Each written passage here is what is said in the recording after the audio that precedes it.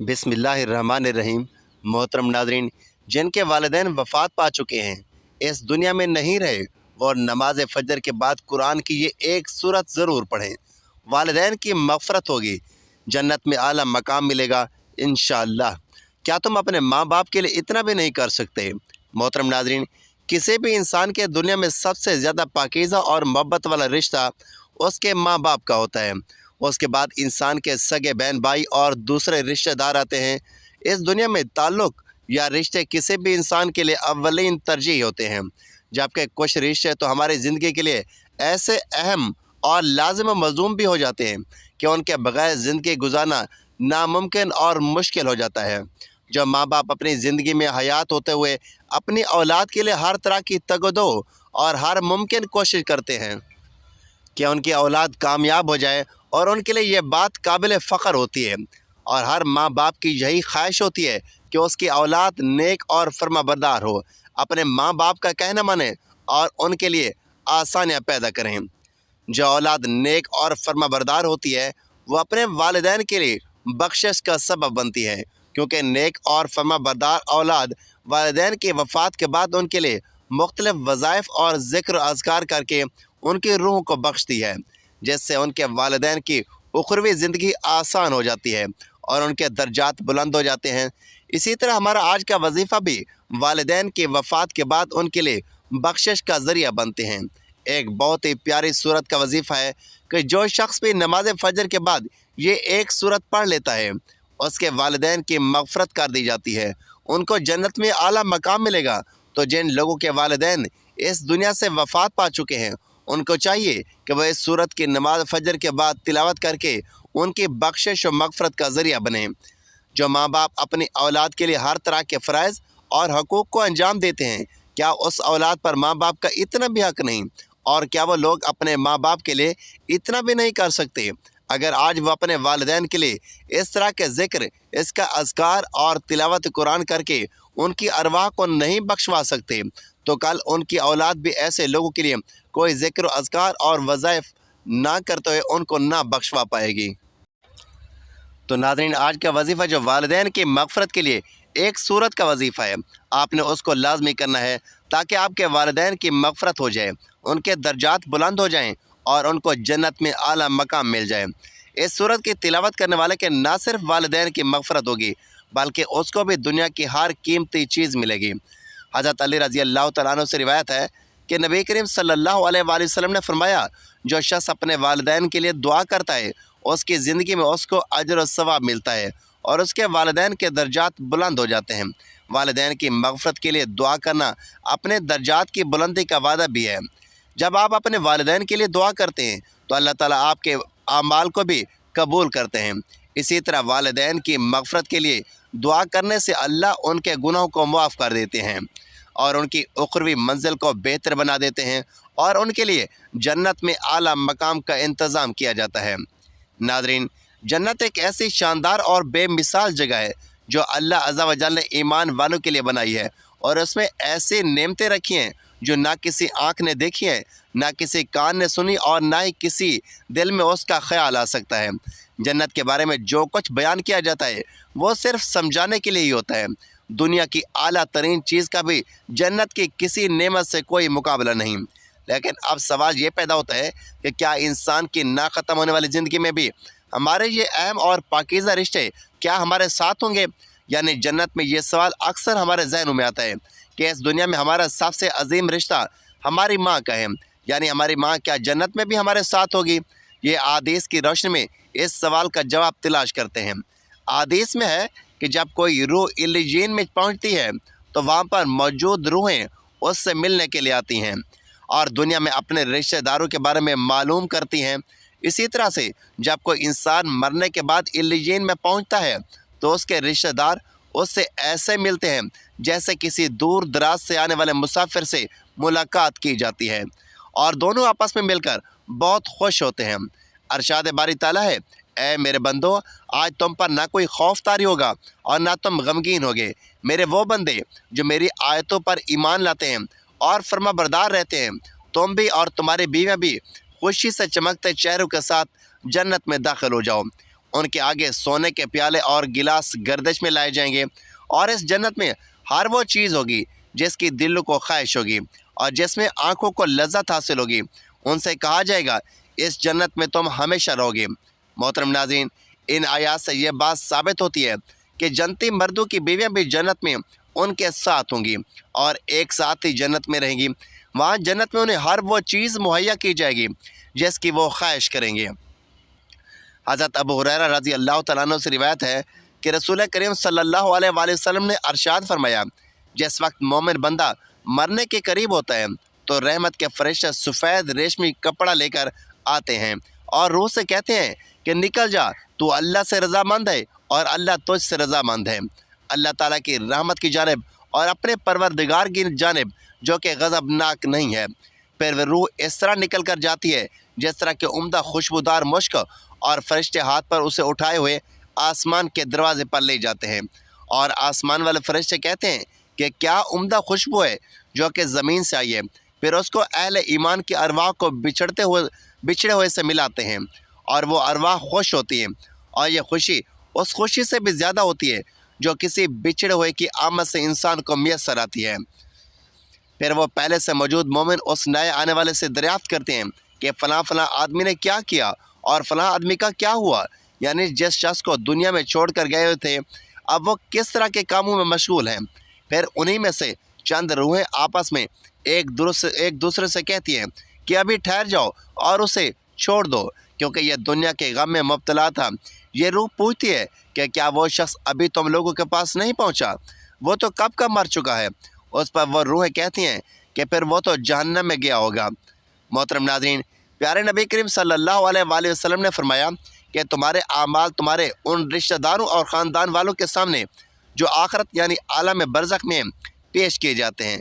اگر نیک عمل ہوں تو وہ خوش ہوتے ہیں، وہ کہتے ہیں کہ اے اللہ، آپ کا فضل اور رحمت ہے، بس اپنی یہ نعمت اس پر پوری کیجیے اور اس پر اس کو موت دیجیے، اور اس طرح ان پر گنہگار شخص کا عمل پیش ہوتا ہے تو وہ کہتے ہیں اے اللہ، اس کے دل میں نیکی ڈال دیں جو تیری رضا اور قرب کا سبب بن جائے۔ مختلف روایات سے معلوم ہوتا ہے کہ جنت میں لوگ ایک دوسرے کو پہچانتے ہوں گے اور ایک دوسرے سے ملتے جلتے رہیں گے، اور ان میں سے بعض کو ایک ساتھ رکھا جائے گا۔ سورہ طور کی آیت نمبر 21 میں اللہ سبحانہ و تعالیٰ کا فرمان ہے، اور جو لوگ ایمان لائے اور ان کی اولاد نے بھی ایمان میں اس کی پیروی کی تو ان کی اولاد کو ہم انہی کے ساتھ شامل کر دیں گے اور ان کے عمل میں کسی چیز کی کمی نہیں کریں گے۔ حضرت ابن عباس رضی اللہ تعالیٰ عنہ سے مروی ہے کہ بے شک اللہ مومنوں کی آنکھوں کو ٹھنڈا کرنے کے لیے اس کی اولاد کو ان کے اصل مقام بلند کر کے اس کے پاس اس کے درجے میں پہنچا دیں گے، اگرچہ یہ اولاد اپنے اعمال کے اعتبار سے اس درجے تک نہ پہنچتی ہوں۔ پھر آپ صلی اللہ علیہ وآلہ وسلم نے یہ آیت تلاوت فرمائی، اور جو لوگ ایمان لائیں اور ان کی اولاد نے بھی ایمان میں اس کی پیروی کی، اس سے معلوم ہوتا ہے کہ انسانوں کی اولاد کو اس کے مطابق ان کے ساتھ ہی رکھا جائے گا۔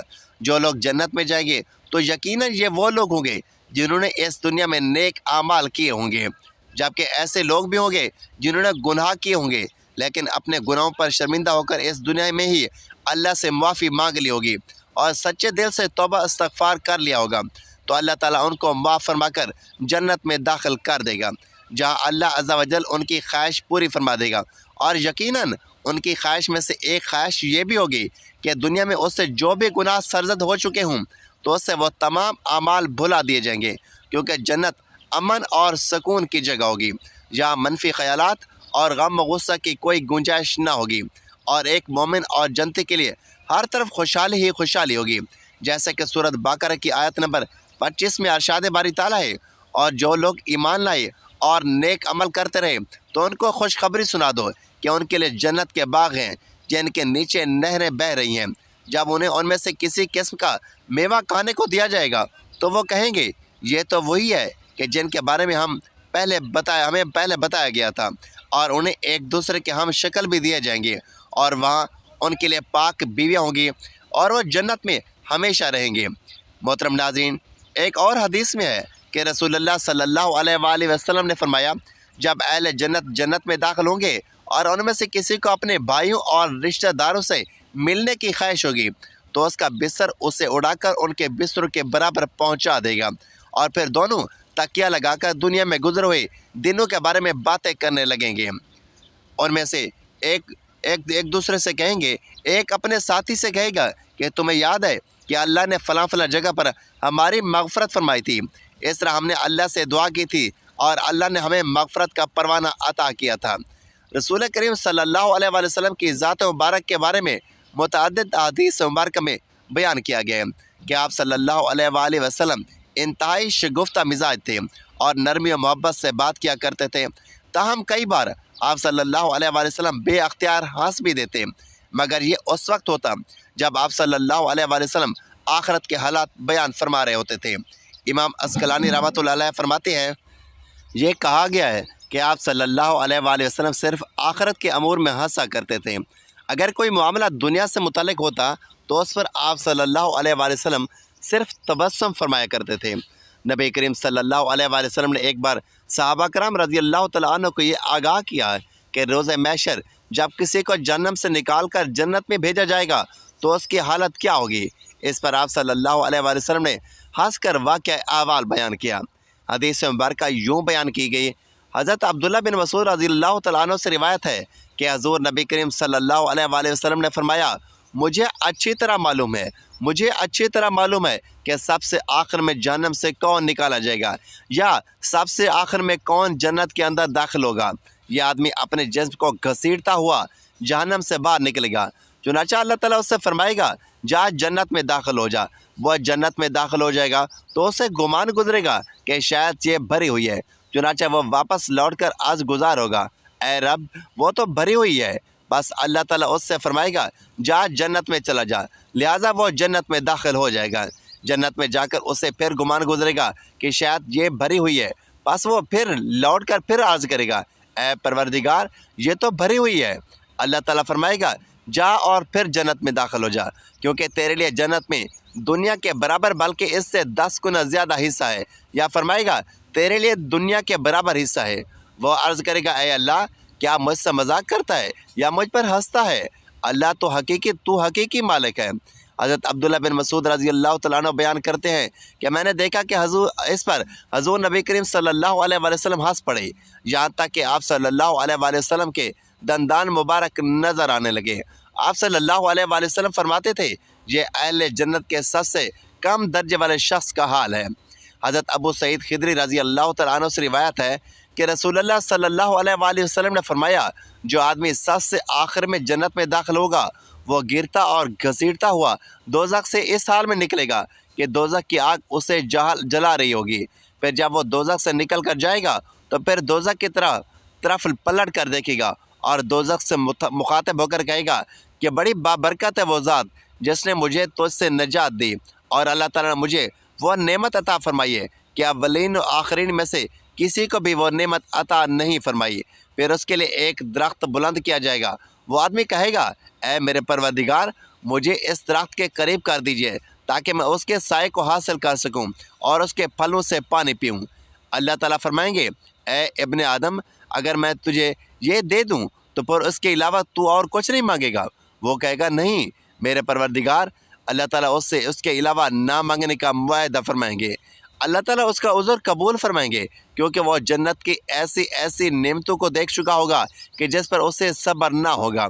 اللہ تعالیٰ اسے اس درخت کے قریب کر دیں گے، وہ اس کے سائے میں آرام کرے گا اور اس کے پھلوں کے پانی سے پیاس بجھائے گا۔ پھر اس کے لیے ایک اور درخت ظاہر کیا جائے گا جو پہلے درخت سے کہیں زیادہ خوبصورت ہوگا۔ وہ آدمی عرض گزار ہوگا، اے میرے پروردگار مجھے اس درخت کے قریب فرما دیجئے تاکہ میں اس کا سایہ حاصل کر سکوں اور اس کا پانی پیوں، اس کے بعد میں اور کوئی سوال نہیں کروں گا۔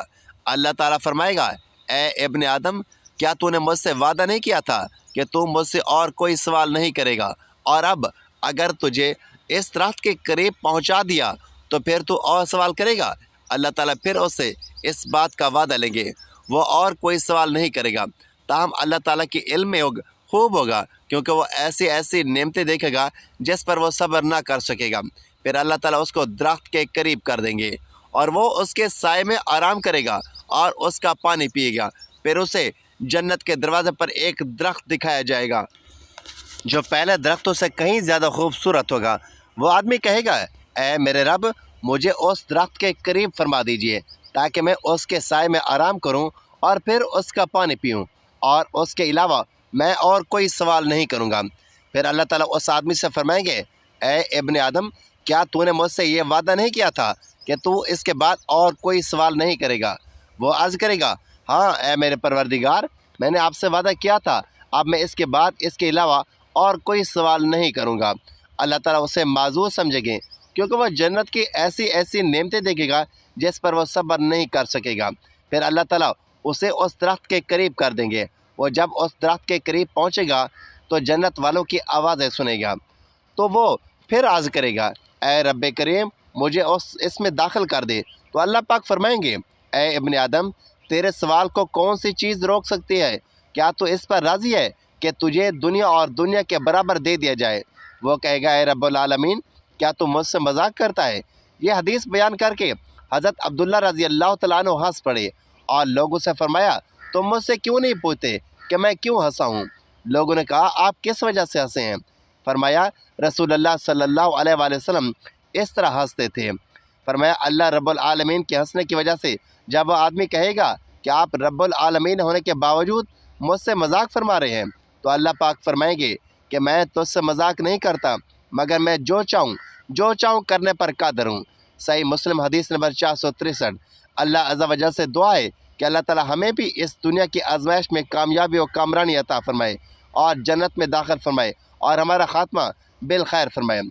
ناظرین کرام، والدین کے لیے مغفرت کی دعائیں ماں باپ سے بے پرواہی برتنا خدا کی ناشکری ہے۔ حدیث نبی حضور نبی کریم صلی اللہ علیہ وآلہ وسلم نے فرمایا، مرنے کے بعد مردے کو 3 چیزیں فائدہ پہنچاتی ہیں۔ نمبر 1 صدقہ جاریہ، نمبر 2 پھیلایا ہوا علم، اور نمبر 3 صالح اولاد کی دعائیں۔ حضرت جابر رضی اللہ تعالیٰ عنہ اللہ کے محبوب دنا بندے تھے۔ حضور نبی کریم صلی اللہ علیہ وآلہ وسلم کی خدمت میں حاضر ہوئے اور عرض کی، یا رسول اللہ صلی اللہ علیہ وآلہ وسلم، میرا ارادہ ہے کہ میں آپ صلی اللہ علیہ وآلہ وسلم کے ہمراہ جہاد میں شرکت کروں، اور اسی لیے آیا ہوں کہ آپ صلی اللہ علیہ وآلہ وسلم سے اس معاملے میں مشورہ لوں، فرمائیے کیا حکم ہے؟ حضرت محمد مصطفیٰ صلی اللہ علیہ وآلہ وسلم نے ان سے پوچھا، تمہاری والدہ زندہ ہے؟ جام رضی اللہ تعالیٰ عنہ نے کہا، جی ہاں زندہ ہے۔ حضور نبی کریم صلی اللہ علیہ وآلہ وسلم نے ارشاد فرمایا، تو پھر تم انہی کی خدمت میں لگے رہو، کیونکہ جنت اس کے قدموں میں ہے۔ رضائی ماں کے ساتھ بھی اچھا سلوک کیجیے، ان کی خدمت کیجیے اور ادب و احترام سے پیش آئیں۔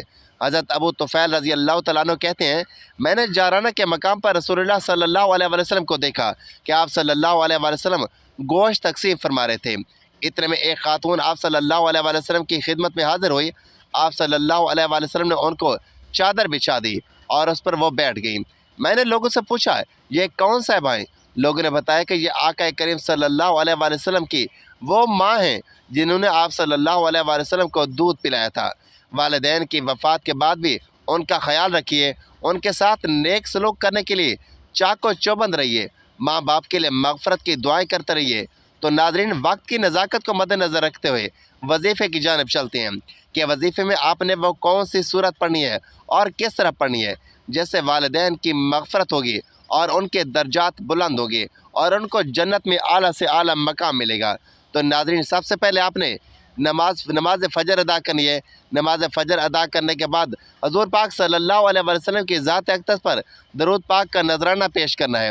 ثواب کے طور پر ایک مرتبہ درود ابراہیمی میرے ساتھ بھی پڑھ لیں۔ اللہم صلی علی محمد وعلی آل محمد کما صلیت علی ابراہیم وعلی آل ابراہیم انک حمید مجید۔ اللہم بارک علی محمد وعلی آل محمد کما بارکت علی ابراہیم وعلی آل ابراہیم انک حمید مجید۔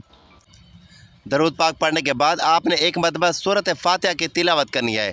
ایک مرتبہ سورۃ فاتحہ پڑھنے کے بعد آپ نے 3 بار سورۃ اخلاص پڑھنی ہے۔